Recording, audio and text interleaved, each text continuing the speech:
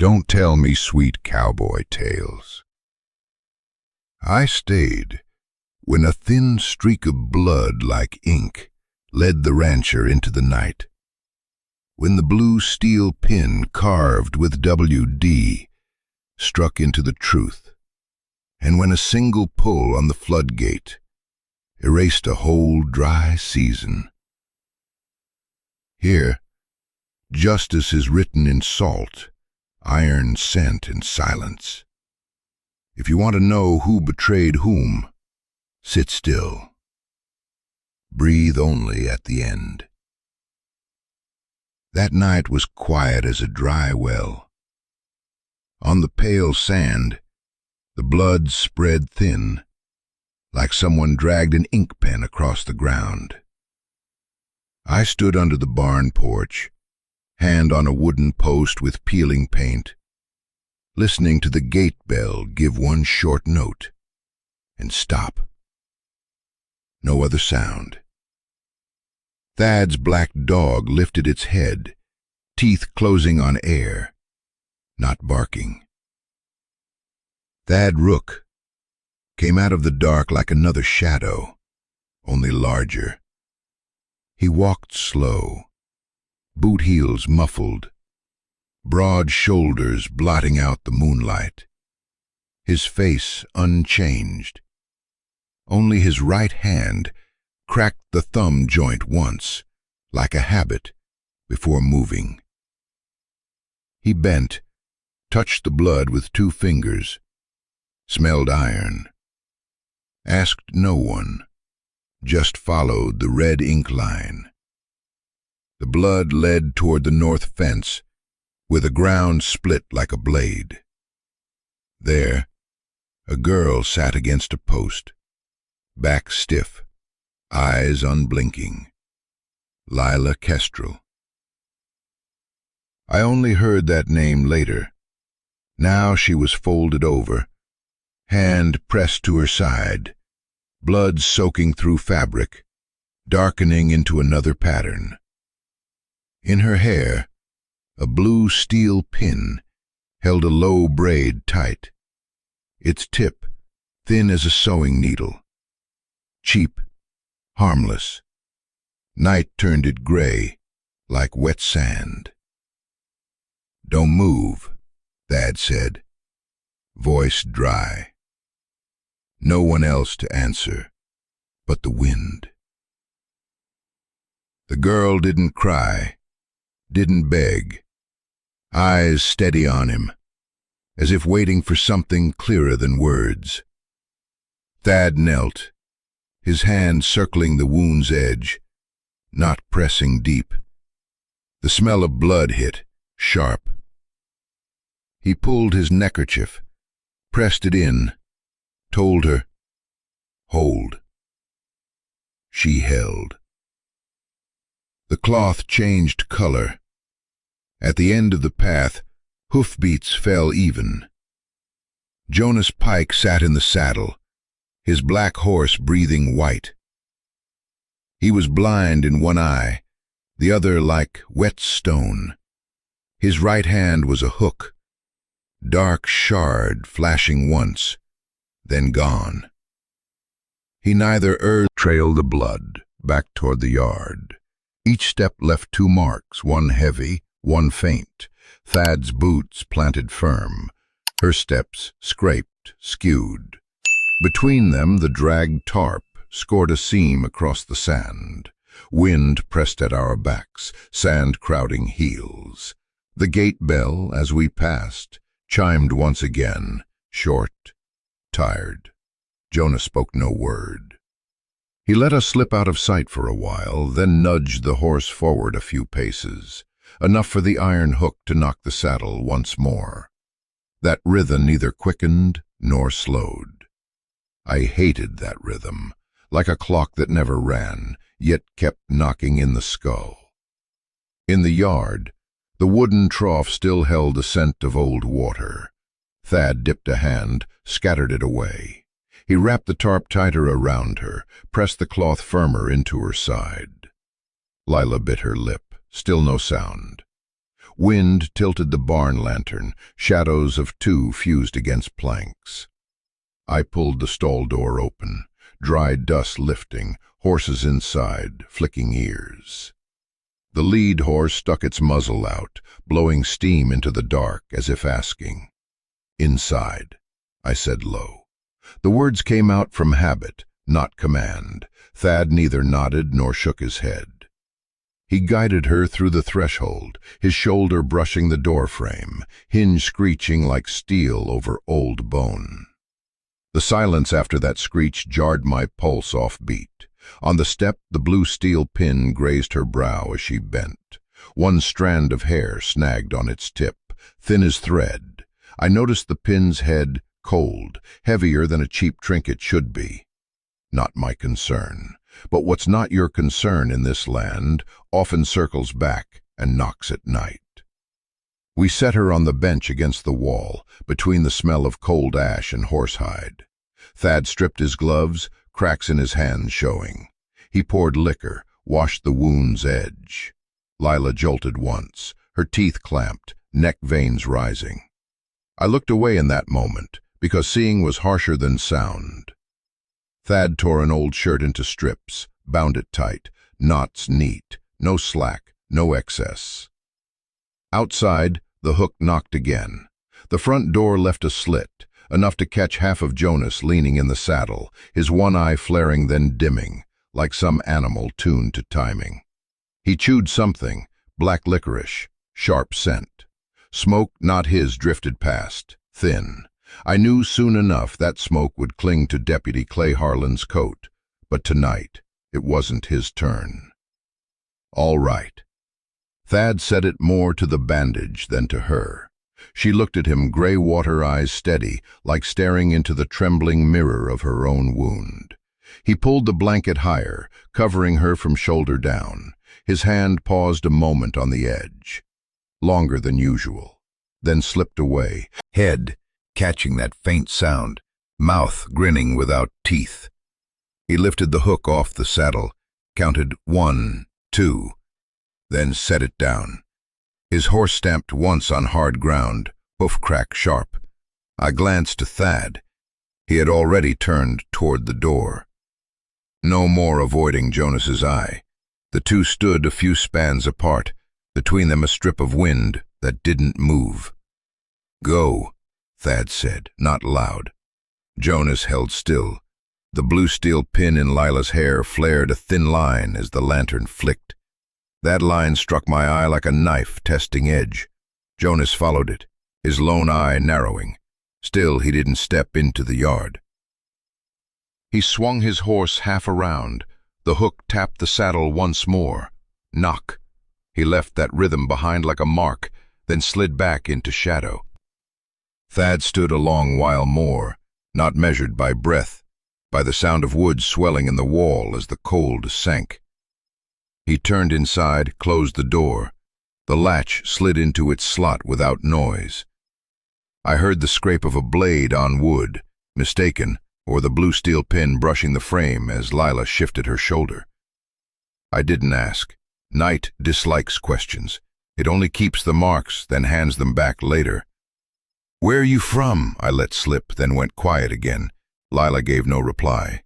Her lips had a trace of salt, maybe dried sweat. She touched the pin, adjusted the braid. The pin's tip brushed her ear bone, a metallic note like water falling in a tin basin. I saw her hand tremble, not from pain.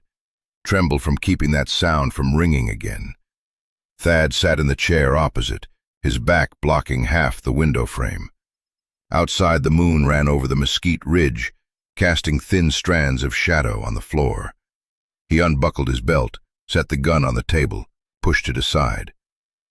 Not restless, steady, like the ritual after every day. But no one inside believed this was an ordinary day.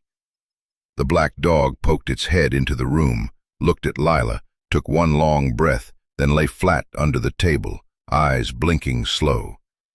It knew something we hadn't yet named. I bent, patted its head.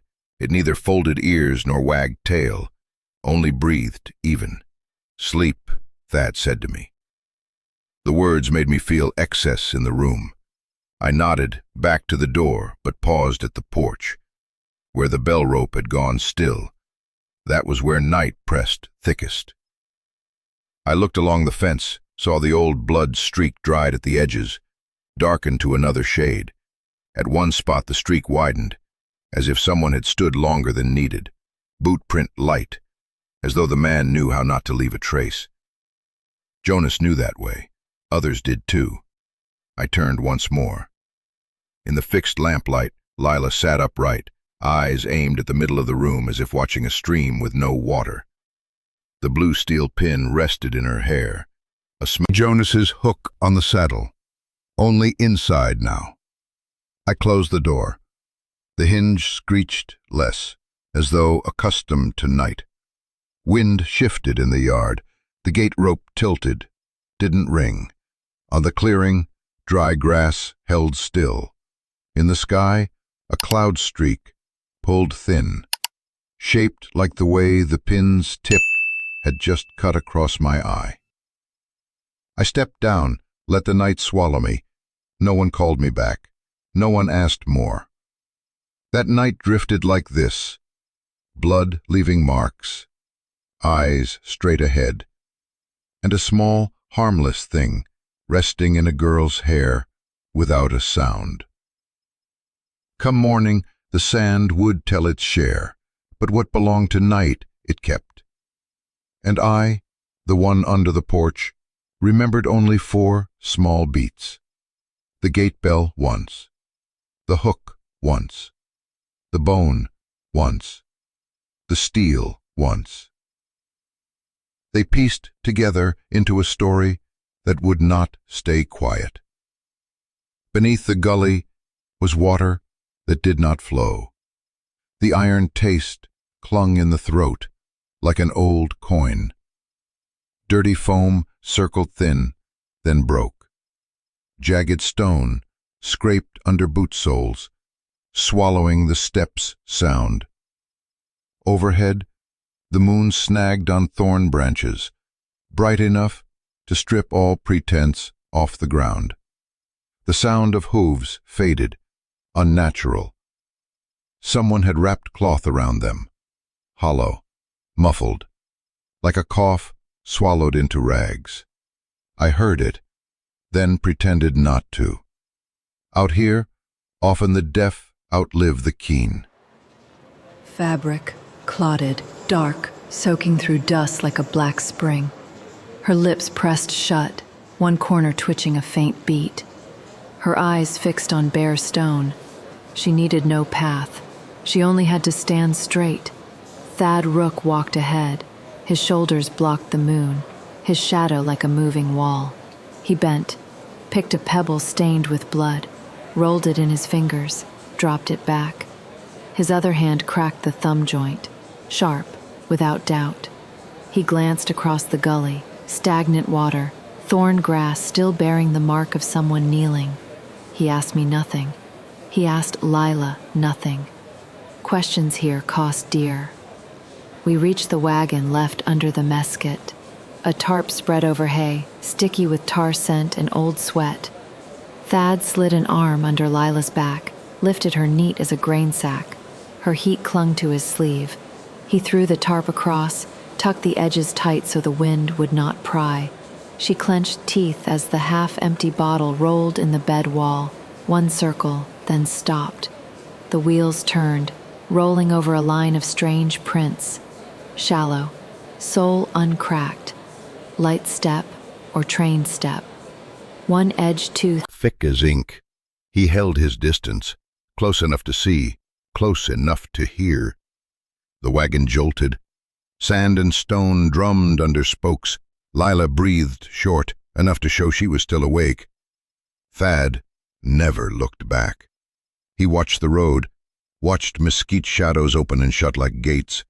Every branch seemed to hold a figure behind. No figure stood, only night stood.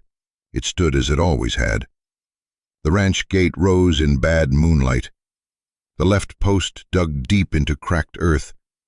When we left, we had not left it open. Now it stood ajar. The gate rope didn't sway, as if a hand had pressed it still, then let go at the right time. I swallowed dry. Thad made no sound. The horse slowed on its own. Thad dropped the reins, stepped down. His boots struck dirt, dust scattering little. He came to the wagon head, pulled the tarp a span for Lila to breathe. She opened her eyes, in her hair, empty. The blue steel pin was gone. The braid had come loose, one strand smeared with blood marking her cheek. She knew it was lost. I saw her throat swallow once. "Into the yard," Thad said. We pushed the wagon through the open gate like through a toothless mouth. Yard, empty. No torchlight. Only wind across dry vine clusters on the porch roof, rasping like saw teeth.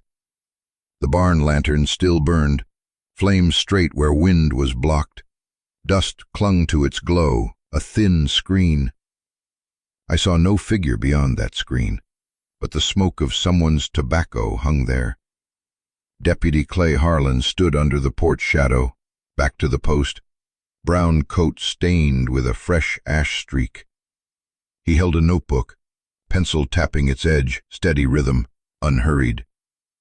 Moonlight cut into the bridge of his crooked nose, slicing half his face. His eyes never looked straight. His eyes slid sideways, measuring distance. He did not ask, "What happened?" He did not say, "May I come in?" He only tapped, one beat at a time. Thad gave no greeting, gave no dismissal. He passed him like passing another post of wood. Harlan tilted his head just enough to catch the smell of Lila's blood mixed with tarp pitch. He wrote nothing, yet the pencil still tapped. On the fence post by the gate, what chilled my throat was there, the blue steel pin. It stuck slanted, placed as if by a hand trained to measure angles. Its tip aimed at the hay barn door.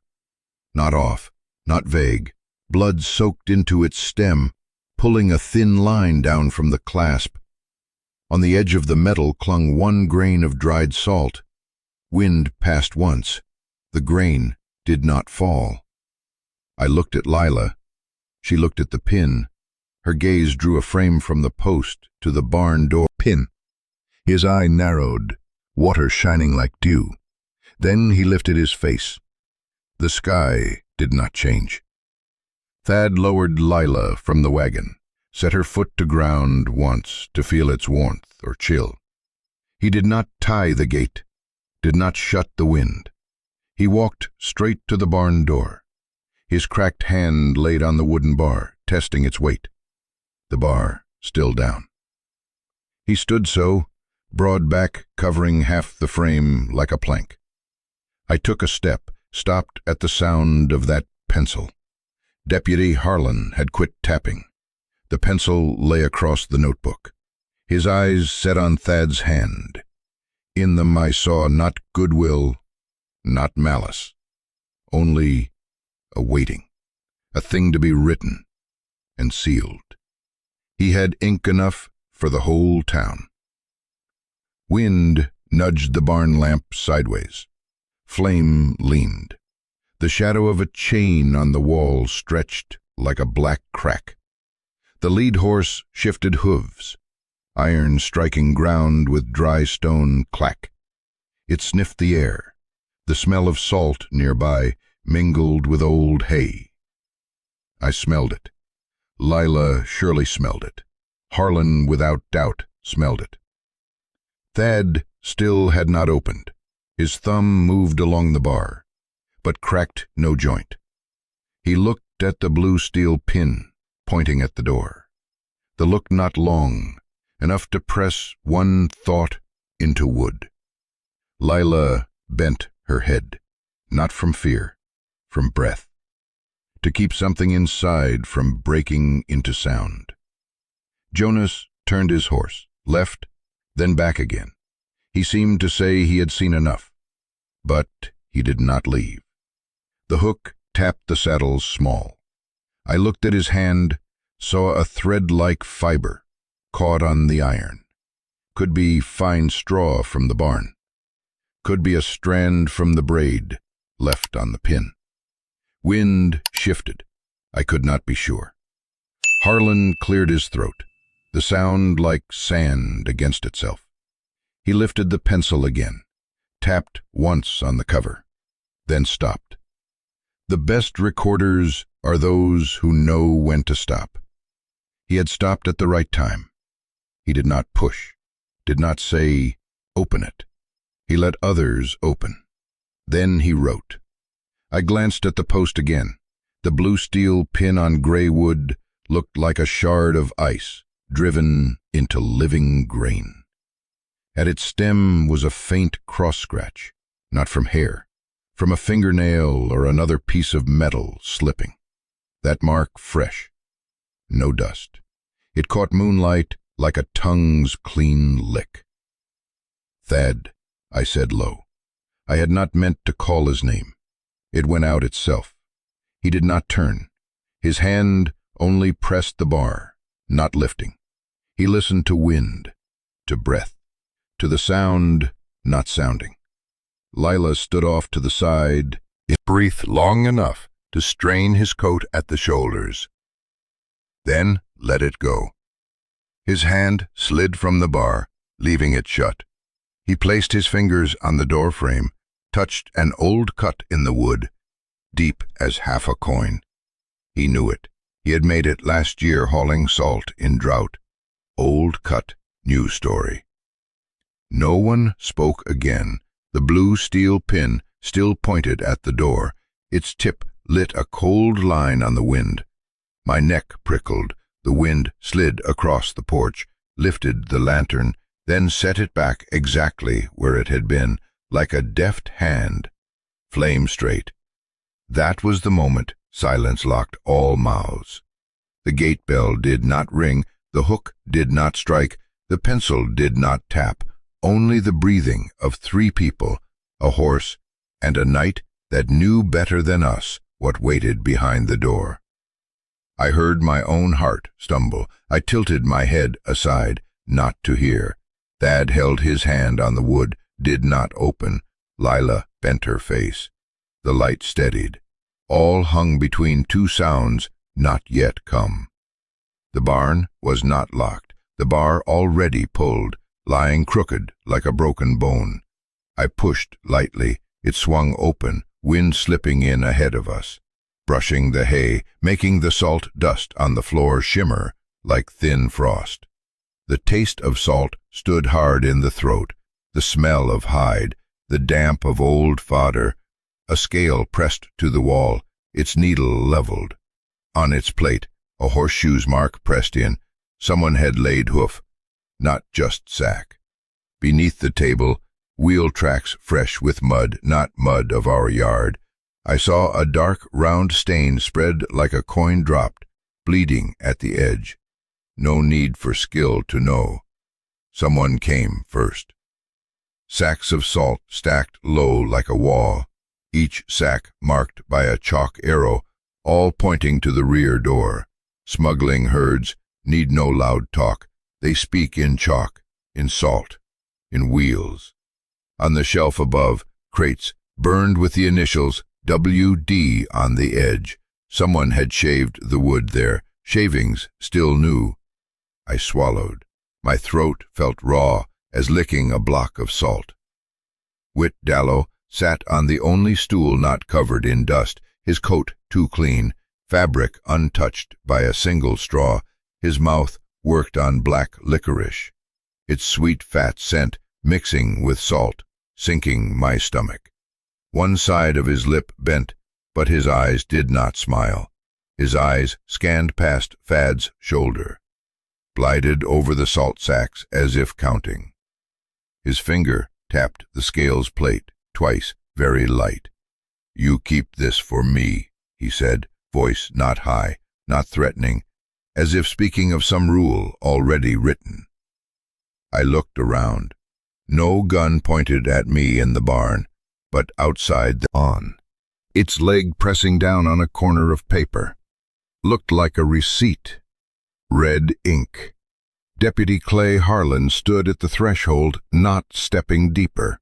His notebook, already open, pencil touched the page edge, tapped once short, then rolled. His nose drew in salt, licorice blood, eyes flat. Wrote another line without bending, his hand so used that the script must be neat. Thad said nothing. He stepped to the first row of sacks, touched the chalk arrow with his boot tip. Chalk clung white as dry bone. He lifted his head to Whit.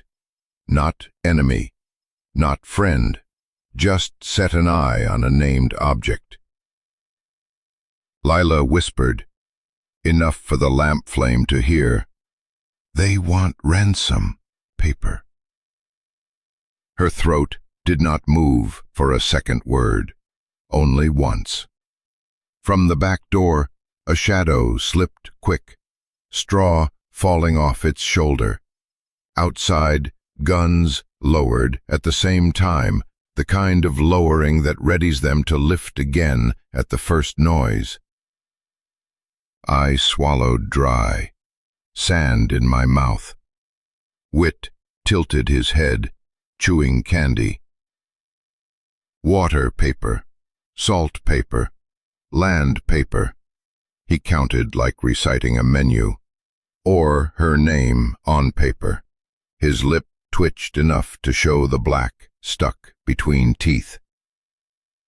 He did not look at Harlan, but I saw Harlan's shadow swell a fraction, like a snake filling breath before the strike. Thad laid his hand on the scale plate. His thumb traced the hoof mark pressed there earlier. Dirt smeared into the joint. He turned his gaze to the stool under Whit. I saw his neck veins fade under stubble. Small motion, enough to know he had weighed something not written down.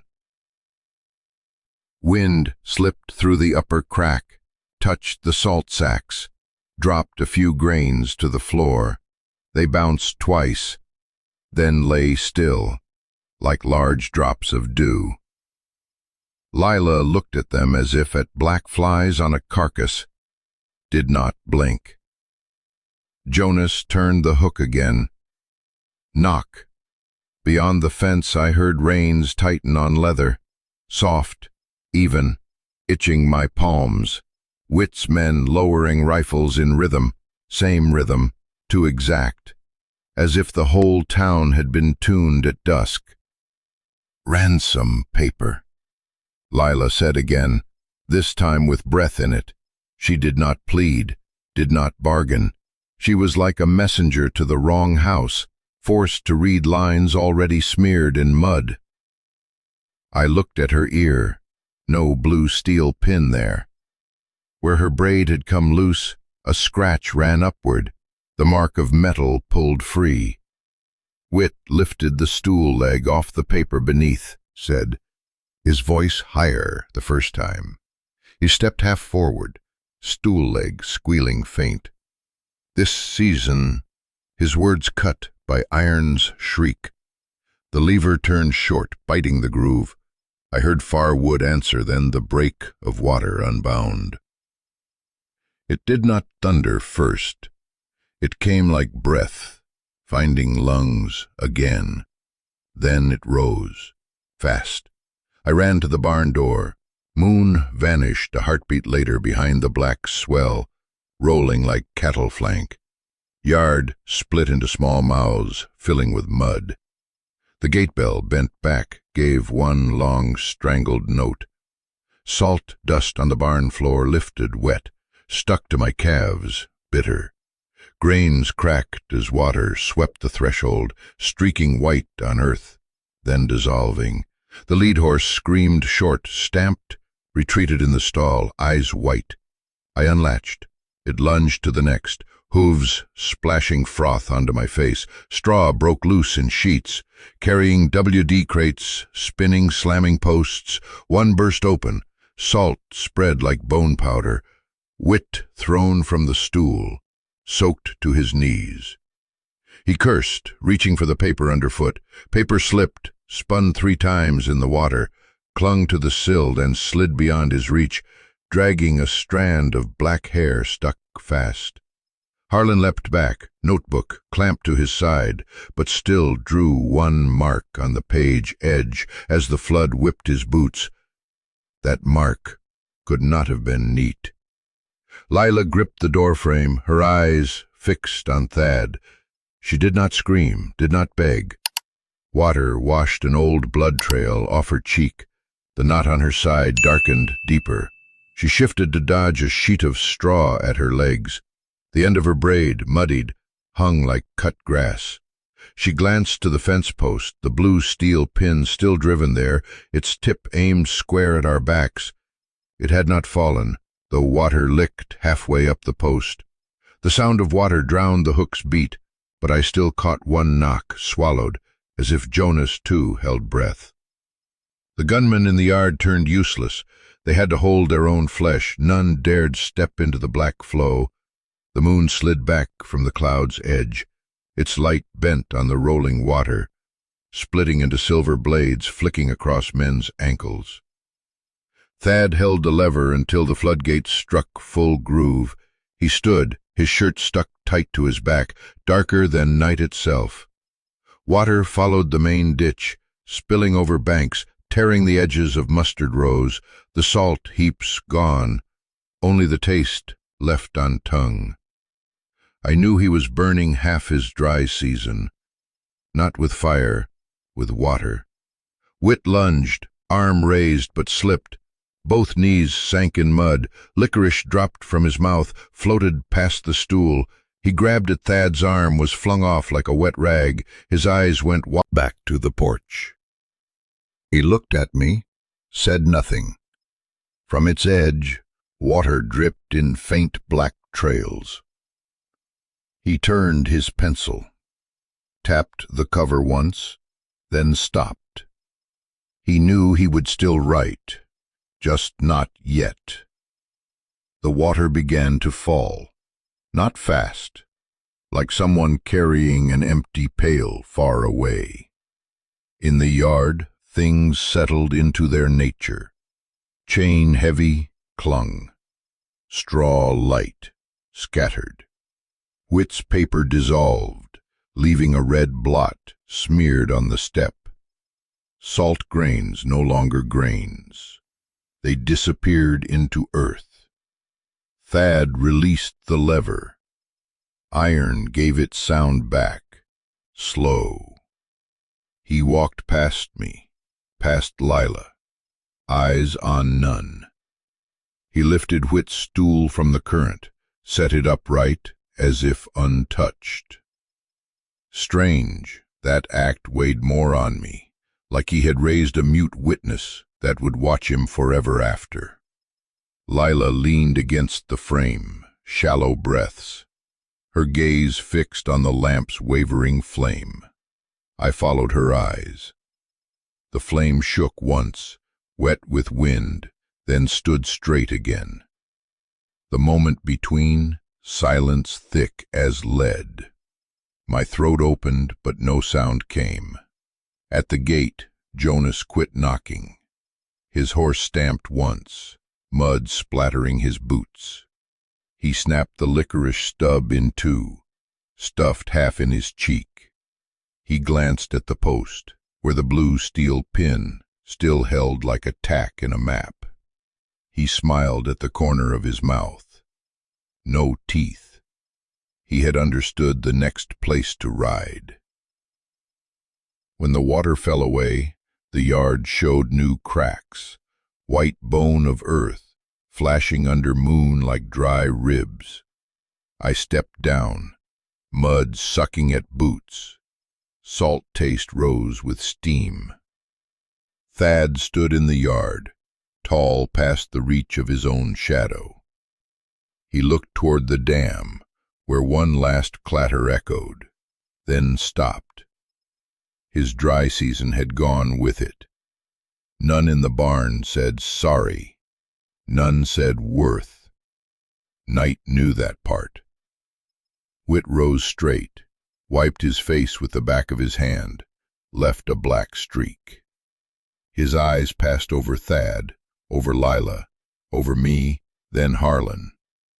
His gaze dimmed half a beat, enough for me to see him reworking the tally.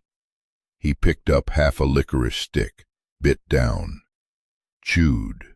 Sweetness returned, but thinner than before. He did not smile again. A late wind swept the porch.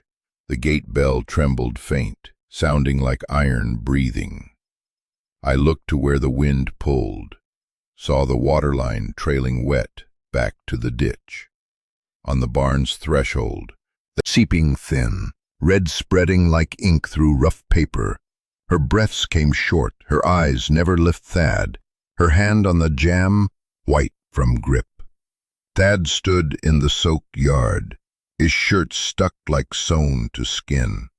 He looked across each face, not long, not warning, just enough for every man to know he was marked. The black dog, drenched, crawled under the grind table, made no bark. I swept water from the barn step with a bald broom, pushing filth like erasing a wrong line. The smell of melted salt mixed with wet hide, heavy. On the gatepost, the blue steel pin still stood, its point aimed at our backs, metal streaked with a dried line of blood running down its stem. No one touched it. Jonas Pike spoke not, sat still in the saddle like stone, his hook twitching one short beat, then nothing. The licorice shifted from left cheek to right. On his boots mud ringed even, the mud of this yard, not the outer field. Whit braced on his knees, spat black water, lifted his head. His coat too clean before. Now mud lined its hem. His eyes flicked to the pin, quick, like a glance at a knife on the table. Then he turned to Deputy Harlan. "Write it," Whit said low, voice rasped by swallowed water. "Sabotage."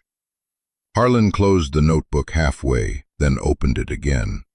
The pencil tapped the cover with one dry knock. His glance passed over Thad's face, down to the retreating water, into the worn sawtooth edge of a boot sole. One of the men who had hauled salt sacks that afternoon. His eyes did not change color. He wrote. Thad did not touch Lila's shoulder. He only lifted his head slightly, a signal for me to take her inside. I stepped forward, but Lila did not move. She stood straighter, as if fixing the yard in some corner of her mind with no exit. Wind blew. The gate rope swung once, long and thin, like metal striking the bottom of a bowl. Whit brushed mud from his hands, stepped back to keep water off his boots. His lips pressed shut. When he opened them, his tongue had sweetness again. He nodded at Harlan, turned, flicked a thin command with his hand. His men scattered like crows struck by a stone. Night closed behind them, heavy. Morning broke with the smell of drying mud, the yard rough with retreat lines, new cracks like knife cuts. I brewed coffee, watching the window. Dust rose before hoofs came. They arrived with dust. The survey crew led with 3 tripods, then folding rulers, cloth reels, red stakes, and a wooden box for the seal. Whit rode, coat dry, boots polished again, as if the night belonged to someone else's house. Deputy Harlan walked behind, notebook under arm, pencil tucked across his hat brim. Mug glass. The county officer opened the wooden box, lifted the seal. Its face shone with red oil. He dabbed ink, stamped the notebook edge, snapped fingers. Then he looked to Harlan. The record. Harlan read, slow, voice dry. Survey of damages from unlawful flood release, sabotage of private irrigation works. He halted at private, his eyes sliding to Whit, then back to the page, as if nothing had slipped. His pencil underlined one word, light stroke. Mara handed the chipped glass to the officer, another to the surveyor, another to the stake driver. She did not offer Thad, did not offer me. She turned her glass in hand, eyes on the mud, as if tracing her own old mark. The base clinked the crate top, faint as a coin in an empty chest. Lila stood at the porch, fresh white bandage darkening beneath. She did not dodge eyes. She watched the cloth tape drawn across the yard, measuring from stake to barn edge, splitting the land's breadth in two. The sun rose high, harsh light scraping paint off everything. Mud, hardened, holding the clear boot print of one who had come before the crew, not round like hoof. A shoe print, one tooth missing. Whit lifted his hand, pointed at the broken ditch bank. The officer nodded, noted. Harlan tilted his head, listening to his pencils glide across paper, content the sound did not catch. The red seal struck the report, stamping "Sabotage of irrigation works" with a firm blow. Ink spattered a small fleck on the margin. I saw it. None wiped it. Mara glanced at Lila. Not long. Enough for two women to know who was weary, who still clear. She touched the jug's neck, cool. She poured a drink for Harlan, set the glass on his book. The crack ran black right over the word, unlawful. Harlan raised the glass past the margin, drank, never leaving the page. Thad stood back in the porch shade, arms folded, looking at the yard as one looks at an animal that has chosen its place. He was silent. His silence did not stand against the seal, it only stood, like a fourth post without paint. Whit reached into his coat, drew out a folded receipt. Its edge carried perfume of mint and licorice. He opened it slow, each crease sounding dry, old. On its face, the red seal burned deep, words, "Water rights, next season," raised like hot iron. He did not hand it to Thad. He set it on the scale plate, where last night the hoof mark pressed. His finger tapped the corner, where the sum were against the ground, leaving a thin drag beside his. No one else saw the alignment but me. Perhaps Harlan, whose pencil paused one beat. Mara wet her lips, the chin scar dark. She turned the cracked glass, the line across its surface like an ant trapped, walking without end. She spoke low, enough for the wind. "Thirsty next season?" None answered. It was true, and being true, it was useless. Jonas narrowed his eye, looked from under his brim. The hook touched saddle once. Knock. He did not look at the paper. He looked at Thad's boots, then at Lila's hand, hanging, her fingers still carrying the scent of new cut bandage. Townfolk came in greater number after the first stamp fell. They leaned on posts, on sills, on each other's backs. Their eyes not angry, their eyes accustomed. They looked at the broken ditch, the soaked barn, at Thad like a mill missing a gear slowing their meal. None asked if Thad was thirsty. A thin farmer in cloth cap called first, "You broke the dam." The words fell like a stone on water barely still, circles spreading. Some nodded, some, "Uh-huh," some repeated with changed stress. The sentence turned into a stake, driven. Jonas turned the hook, one full circle, its shadow licking the ground. He tilted his head a fraction, enough for the men behind him to understand. Two raised rifles from thigh to waist, not aimed. They only wanted them closer to mouth. Harlan opened his mouth, then closed it. Pencil tapped the cover once. He looked at Wit. Wit needed no hand sign. Half a lip sufficed. Agreement had the smell of cheap liquor mixed with sweat. Mara poured another glass. She did not smile anymore. Lila stepped back half a pace from the spreading mud. The knot of her bandage at the side darkened. A fresh drop ran down the cloth, stopped right where her knee bent. She caught it with her hand, pressed, her face paler than the rag. She did not fall, but her eyes dimmed like the inside of an unwashed cup. Thad did not say, "I broke it," did not say, "I saved."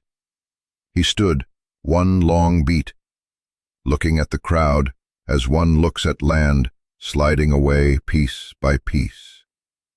Then he looked straight into Jonas's eye, not long, just enough for the hook to stop turning. In that half-beat, the gate bell gave one weak note, though no hand touched it.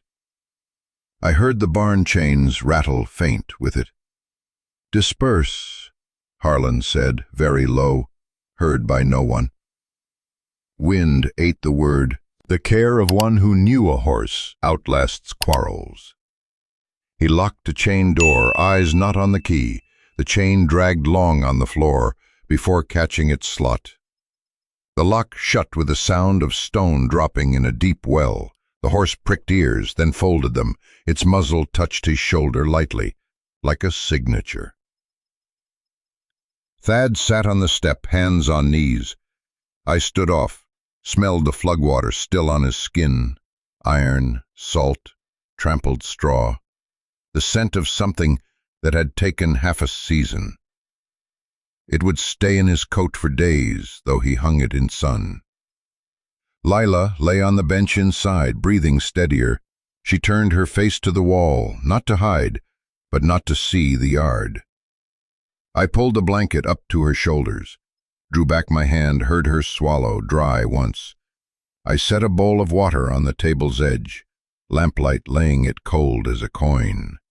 On the porch, wind drifted, carrying the sour liquor smell of Mara's tavern still caught in someone's coat. The gate bell did not ring, the blue steel pin still on the post. I knew, though I did not look. When a thing has chosen its place, it seldom shifts before dawn. I sat a step below Thad, an arm's length apart. We said nothing.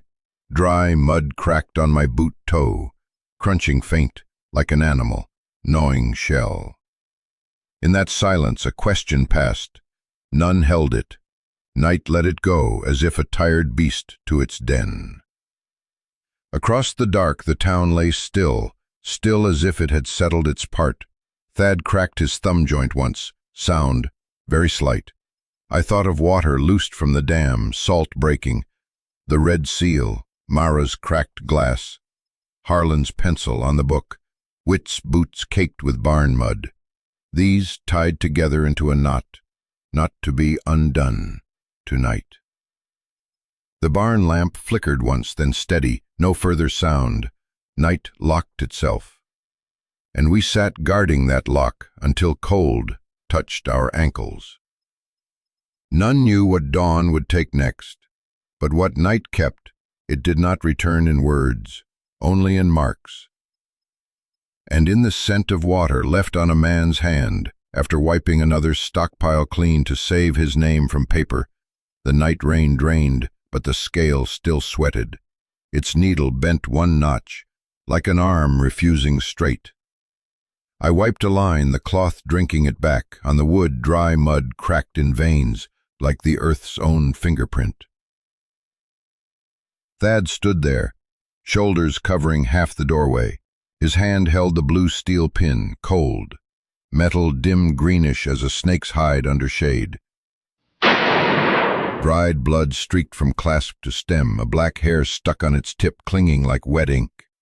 He turned the pin once in his cracked palm. Inside it, 2 letters, sunk deep, W.D.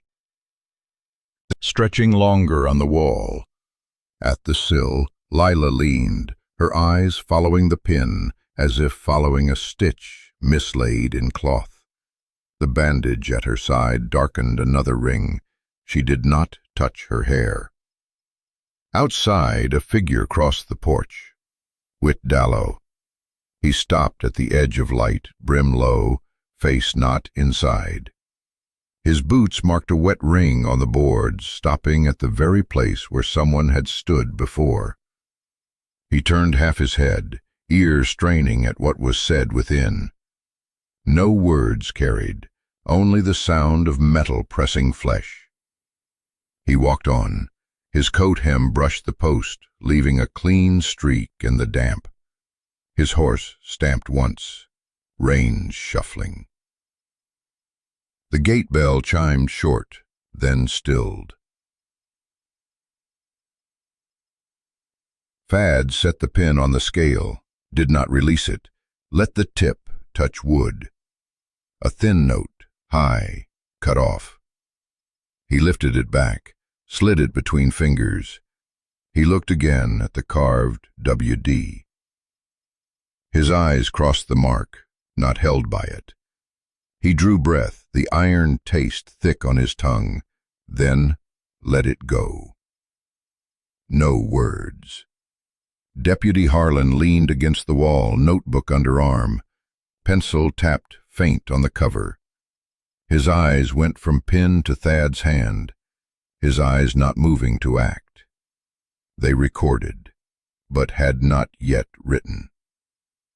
Mara Quinn leaned in, set a small cloth bag on the crate, a piece of bread, a light bottle of liquor.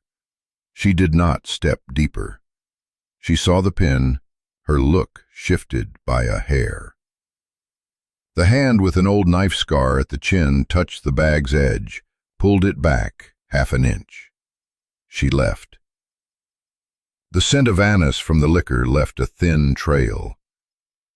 "Go," Thad said, "not to me."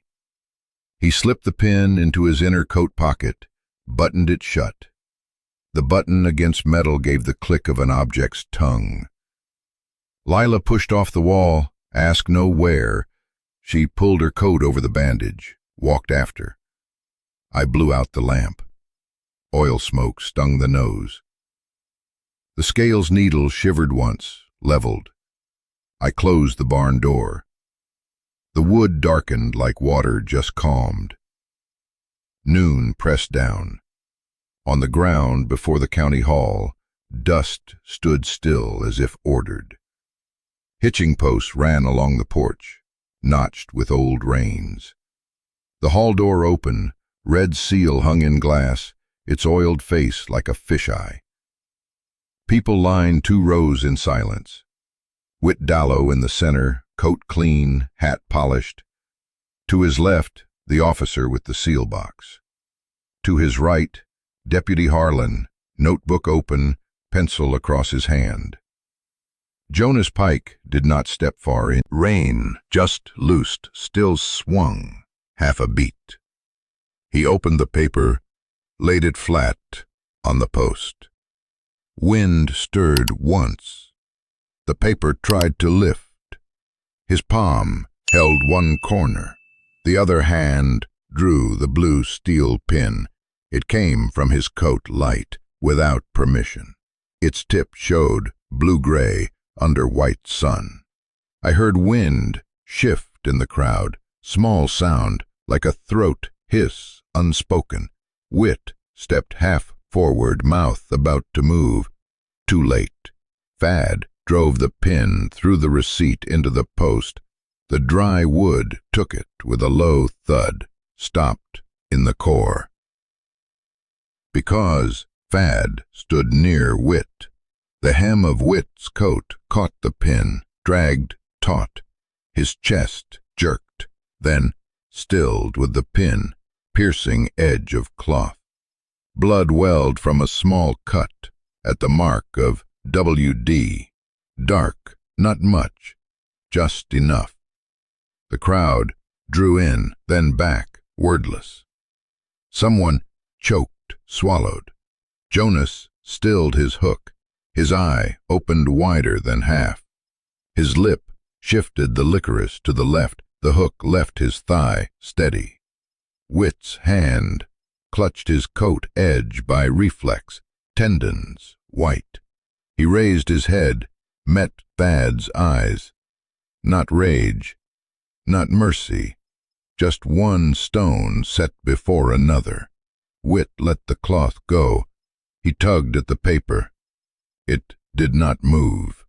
The pen gripped it tight to the wood like a small beast biting down. Deputy Harlan stepped back. His boot toe traced a half arc in dust. Pencil tapped his book. Knock. His hand kept tapping, calm as another man's pulse. His eyes dropped to the pen, reading WD engraved inside as Thad turned it to lock the bite. He did not write. He looked at the officer. The officer did not lift the seal. His other hand clenched the ink box, knuckles white. Mara took 2 steps. She offered Whit an old handkerchief. "Blood stains a coat," she said low, voice without wind. Whit did not take it. The cloth fell by the post's shadow. Sunlight through the cracked glass cut across it, circling light like a seal's rim. An old woman muttered "finished," but none heard. The yard heard something else. Church bell a mile away, faint. Not enough to call, enough to remind. On the hitching post, the blue steel pin lay still, biting wood, the paper sealed fast, red ink from Whit's file, staring like a fish eye. Thad drew his hand from the post. He turned his back, waited for no word of yes or no. He walked through the people. They parted like water from stone. The ditch bed bare, stone spine like a camel's back. Dry weeds knotted on the old latch hook, like hair freshly cut. Wind ran the ditch, driving leaves ahead. On the bank, a marker post split, jagged as teeth in a fight. Thad stood on the rim, hands clasped before his belly, looking down on stone. Not long, just enough for his eyes to give back stone's shape to his head. The gate bell in the yard rang long. Thin iron, carried with wind, lodged in ear, slid off like breath of a man chilled. I looked to the porch post. The blue steel pin, no longer at the town's hitching post, of course. It was here. It pinned a dirty scrap to the stake. Blurred ink, torn edge, oil stain. Maybe a piece of another receipt. Maybe a note forgotten the night the water came. Its name did not matter. What mattered was the round hole, clean in the center. The hole was small, just the size of a pin's head. A black rim around the edge, made by ink and dust fused. Through the hole, I saw the old ditch bank, the cracks on the ground, the absence of what once was. Thad touched the edge with his finger, no pressure. He pulled back as if struck by cold. Wind passed through it, giving a faint sound like someone trying to keep silent but slipping breath. Lila leaned on the post, not sitting. The bandage on her hip was changed. White, dull. Her face no longer salt-colored. She looked at the pin, spoke a sentence without words. Her eyes moved to the dam face, then stopped at an old wire tied around the post. She touched nothing else. I hung the reins on a nail, pushed the barn door half open. The horse snorted, pressed its head to my arm, smelling the dust of town. I stroked its neck, my hand still carrying the smell of old paper. On the kitchen table, the kettle had not boiled. Fire slow. I left it. No more wood. The sky dropped another notch. The gate bell stopped. Mist came early, threading the grass. Thad pulled the pin from the post, fixed it lower, spearing another paper into firmer wood. The steel biting grain sounded like the earth frowning. He let go. The paper stopped trembling. We stood a while, staring at the hole. It opened just enough for wind to pass, just enough for a season to pass. No one spoke the word season. No one spoke dry. They were here already. No need for names. Mara did not come. Jonas did not come. Deputy Harlan was likely sitting under the shadow of the seal, pencil resting on cover. Wit likely changed shirts. The town swallowed its own voice again, calm as if it had never risen. Thad sat on the step, hands folded on his knees, palms up, white salt lines broken, blinking still. When the sky lost its last light, the paper darkened. Only a thin rim of brightness clung to the edge of the hole, like an eye closing. I shut the door. Wood scraped floor, a sound like teeth grinding in cold. Inside, bowls made no noise. Outside, the gate bell did not swing. Night kept its share. Tomorrow someone may ask, why? They will look in books, in seals, in cracked glass. We will not answer in words. Here, the answer had been pinned. A small hole. Enough to send off the whole dry season. And a thin scent of iron still in the air, stubborn as a word once spoken at noon, and now owned by none. When the lamp went dark, what remained was not testimony. Only the blue steel pin carved WD, piercing through a dirty paper in a cold post. A small hole.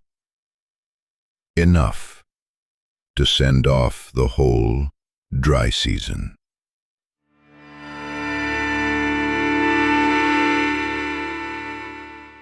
The water had receded, the dam bare stone. The hook no longer struck. The pencil stopped on ledger's edge, but the marks stayed. Mud on boots, salt on the scale, iron in the wind.